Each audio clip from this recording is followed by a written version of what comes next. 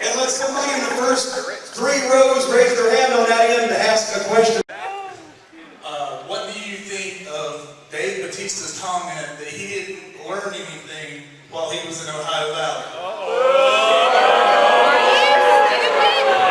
See, now, here already somebody wants me to be negative. Here we are, it's clearly rainy outside, and we can all be laughing and yucking it up and making fun of Tommy Young, and instead, he's got to start right off on the negative part. Here's the problem. The problem is what is best for Dave Batista might not necessarily have been what was best for either the company he was working for, Ohio Valley Wrestling, or also for himself at the time, because he was not yet best friends with the son-in-law. So, when I see a guy who has a tremendous striking look, who has incredible personal charisma, that incredible physique, the look, who is just starting after he turned 30, before he had his first wrestling lesson, was not a natural in the ring, could not be an underneath guy, could not be in the 3rd match taking arm drags, had to be featured as a main event performer with his limited ability to do so. And to be honest, I thought at the time a lack of ambition and personal drive to really go the extra mile. He was fed people.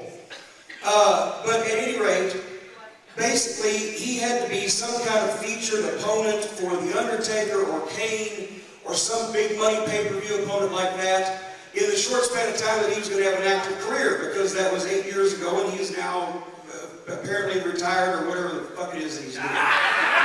He ain't wrestling. And he's made a lot of money, so great. I predicted he would be a WrestleMania main eventer.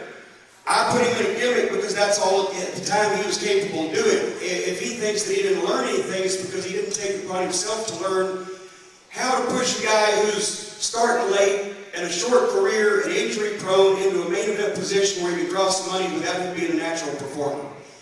That's what he could have learned. What he instead learned was how to work out next to the son-in-law. So see, answer B.